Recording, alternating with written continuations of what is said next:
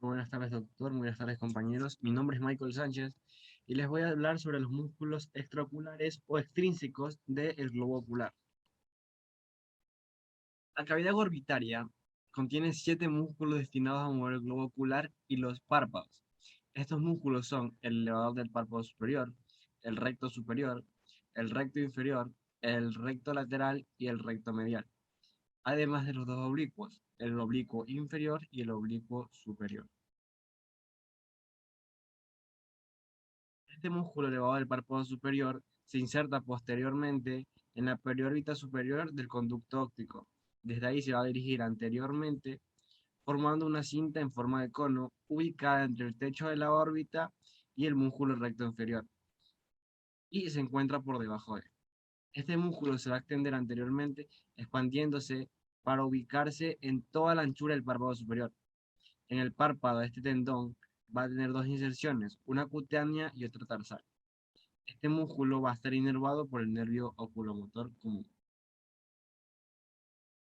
La inserción cutánea o lámina superficial es la más importante. Sus fibras van a atravesar los fascículos del músculo orbicular del ojo y se fijan en la piel del párpado superior, justo aquí.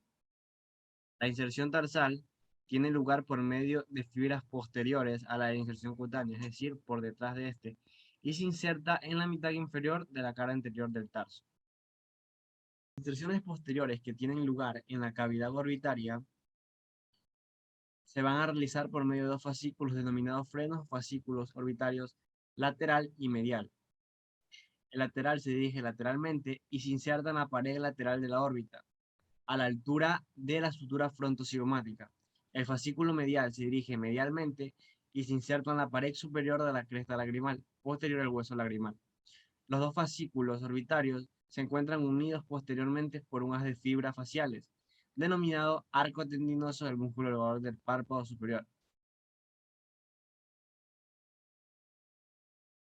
La acción de este músculo va a ser desplazar el tarso superior en sentido posterior y superior. Los fascículos posteriores van a ayudar a limitar la acción del músculo. Los músculos rectos del globo ocular se los estudia juntos por su similar composición y por la acción que estos cumplen. Son 4 músculos aplanados, acintados de base anterior y vértice posterior. Su longitud media es de 4 centímetros. Van desde el vértice de la órbita en el anillo tendinoso común hasta el hemisferio anterior del globo ocular. Los 4 músculos van a nacer en el vértice de la cavidad orbitaria por medio de un tendón en común denominado anillo tendinoso común. Este anillo tendinoso es corto y grueso y se inserta en la parte medial de la fisura orbitaria superior. Se va a dirigir anteriormente ensanchándose para luego dividirse en 4 cintillas que van a formar 4 intersecciones tendinosas que separan el origen de los 4 músculos. La inferomedial se sitúa entre los orígenes del músculo recto inferior y recto medial. La inferolateral se sitúa entre los orígenes del músculo recto inferior y recto lateral. La superolateral se va a situar en los orígenes del músculo recto lateral y recto superior. Y la superomedial entre los orígenes del músculo recto medial y recto superior. Cada uno de estos músculos van a ser directamente el anillo tendinoso común por medio de sus fibras y de las 2 cintillas tendinosas que separan cada músculo recto de sus 2 músculos vecinos. Por este anillo tendinoso van a pasar también algunos de los nervios de esta región, como el nervio óptico y el paquete formado por los nervios nasociliar, oculomotor y abducens. De estos 4 músculos, solamente el recto lateral va a estar inervado por el nervio craneal o abducen. Los otros 3 músculos van a estar inervados por el tercer nervio craneal oculomotor. La cintilla tendinosa superomedial está dividida en 2 lengüetas que están unidas en sus 2 extremos, dejando un orificio por donde va a pasar el nervio óptico y la arteria oftálmica. De las 2 lengüetas tendinosas, la superior da nacimiento a las fibras mediales del músculo recto superior y la inferior da nacimiento a las fibras superiores del músculo recto medial.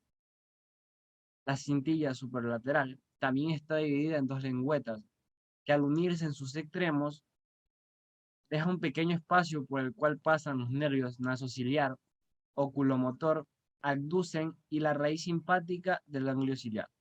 La lengüeta superior de la cintilla superlateral da inserción a las fibras laterales del músculo recto superior. La lengüeta inferior a las fibras superiores del músculo recto lateral. Desde su inserción orbitaria, estos músculos van a dirigirse anteriormente, ensanchándose, siguiendo la pared correspondiente de la cavidad orbitaria, hasta llegar al ecuador del globo ocular, aplicándose sobre el hemisferio anterior del globo ocular hasta su inserción en la esclera. Estos cuatro músculos van a formar al globo ocular un cono de vértice posterior. Este cono muscular va a tener como base el hemisferio posterior del globo ocular. Este relleno de una masa adiposa por la que pasan numerosos elementos vasculares y nerviosos. El eje de este cono está constituido por el nervio óptico.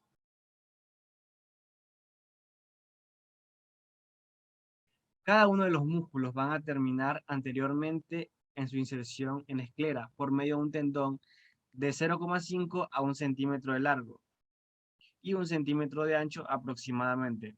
El músculo recto superior se va a implantar en la esclera siguiendo una línea ligeramente convexa anteriormente, pero oblicua posterior y lateralmente, ubicándose a 8 milímetros por encima del borde superior de la córnea. El músculo recto inferior se inserta en la parte anteroinferior de la esclera siguiendo una línea ligeramente oblicua posterior y lateral, cuyo punto medio es de 6 milímetros del borde inferior de la esclera. El músculo recto medial se fija en la esclera siguiendo una línea ligeramente convexa en sentido anterior y se encuentra a unos 5 milímetros del borde medial de la córnea. El músculo recto lateral se fija en la esclera siguiendo una línea de convexidad anterior, ligeramente anterior en sentido anterior e inferior, cuya punto medio está a 7 milímetros del borde lateral de la córnea. Resumiéndolo, podemos decir que la inserción escleral de estos músculos se sitúa a una distancia que aumenta del músculo recto medial hasta el músculo recto superior, pasando antes por el músculo recto inferior y recto lateral, en una progresión aritmética de 5, 6, 7 y 8. Los músculos rectos van a contraerse para dar cada uno el movimiento correspondiente a partir de su ubicación. El recto medial va a dirigir el ojo hacia medial, el recto superior lo va a dirigir hacia arriba, el recto lateral lo va a abducir, es decir, hacia lateral, y el recto inferior lo va a desplazar hacia abajo. El músculo oblicuo superior es un músculo largo que va a estar reflejado sobre sí mismo, va desde el vértice de la órbita hasta la parte posterolateral del globo ocular, pasando antes por la tróclea, ubicada en la fosita troclear del hueso frontal. Se va a insertar posteriormente mediante una lámina tendinosa, corta de 5 milímetros de anchura, medialmente a la inserción del músculo recto del párpado superior. Va a dirigirse anteriormente a lo largo del ángulo diedro, formado por las paredes superior y medial de la órbita, superiormente al músculo recto medial. Este músculo va a estar inervado por el cuarto par craneal, también conocido como nervio troclear. Va a llegar desde la fosita troclear, donde va a penetrar un anillo fibrocartilaginoso, que se denomina tróclea. Al pasar por aquí se va a reflejar y se va a dirigir perpendicularmente, dirigiéndose lateral, inferior y posteriormente. Aquí va a ubicarse inferiormente al músculo recto superior en el globo ocular, expandiéndose en todo el abanico, insertándose en la parte superolateral del hemisferio posterior del globo ocular. El músculo oblicuo inferior es un músculo aplanado y acintado que se enrolla sobre la parte inferolateral del globo. Es el único músculo de la órbita que no se origina en el fondo de la cavidad orbitaria. Este va a estar inervado por el nervio motor ocular común, también conocido como tercer par craneal. Van a ser de la parte inferior de la órbita, lateral al orificio superior del conducto nasolagrimal, dirigiéndose lateral y posteriormente. Pasa inferiormente al músculo recto inferior y se enrolla sobre el globo ocular hasta su inserción escleral, ubicándose en la parte inferior lateral del hemisferio posterior, al igual que el oblicuo superior. Su inserción va a estar cubierta por el músculo recto lateral que vemos aquí, justo aquí. A diferencia de los músculos rectos, estos músculos oblicuos van a realizar una acción contraria a lo que su nombre indica. El músculo oblicuo superior va a hacer girar el ojo de tal manera que la córnea se dirige inferior y lateralmente. El músculo oblicuo inferior mueve la córnea superior y lateralmente. La abducción, es decir, mover la córnea hacia lateral, es un movimiento que van a compartir ambos músculos. El globo ocular va a estar sujeto con firmeza por las aletas de la vaina del globo ocular y por lo tanto no se desplaza verdaderamente en el interior de la órbita. Realiza solamente giros sobre sí mismos como una bola. Los movimientos del globo ocular van a definirse a partir del movimiento de la pupila. La elevación o abatimiento se producen cuando la pupila se dirige superior o inferiormente. La abducción o aducción cuando se dirige lateral y medialmente. Cuando la pupila se dirige hacia la nariz, es decir, medial e inferiormente, se dice que gira medialmente. La rotación en sentido inversa va a ser el desplazamiento lateral e inferior. La acción de los músculos va a estar definida por la ubicación de cada uno de estos en la esclera. Cada músculo puede hacer girar el ojo alrededor de uno o varios ejes. Solamente los músculos rectos laterales cumplen con una única función. Como ya los mencioné, los únicos músculos que van a cumplir una única función son los músculos recto lateral y recto medial. Por otra parte, los rectos superior e inferior y los dos oblicuos van a tener más de dos funciones. El músculo recto superior se va a dirigir anterior y lateralmente. Tracciona la esclera posteriormente y va a elevar la pupila. Cruza el eje vertical y desplaza la pupila medialmente, es decir, la aduce. Cruza además el eje anteroposterior provocando una rotación medial, también llamada intorsión. El músculo recto inferior es paralelo al músculo recto superior, pero discurre inferiormente al eje transversal del globo, por lo que produce el abatimiento de la pupila, es decir, la deprime. Al igual que el recto superior, va a aducir el ojo, pero en este caso va a realizar extorsión, es decir, que la pupila va a rotar lateralmente. El músculo oblicuo superior, después de atravesar la tróclea, se ubica en la parte posterior lateral del globo ocular, es decir, va a ir de anterior a posterior. Aquí va a pasar por los tres ejes. En el eje transversal hace girar la parte superior del globo ocular de posterior a anterior, dirigiéndose hacia abajo la pupila, es decir, deprimiéndola. Cruza el eje vertical pasando de lateral a medial, comportándose como abductor. Cruza también el eje anteroposterior y hace girar el globo ocular medialmente, es decir, la intorsiona. El músculo oblicuo inferior es paralelo al músculo oblicuo superior, por lo cual también va a ser abductor, pero este la va a elevar la pupila. A diferencia del oblicuo superior, va a realizar la extorsión. Para poder realizar la exploración de los músculos del globo ocular, los médicos suelen pedir a los pacientes que realicen una serie de movimientos con la que van a verificar cada uno de los músculos y ver si esos están funcionando de manera correcta.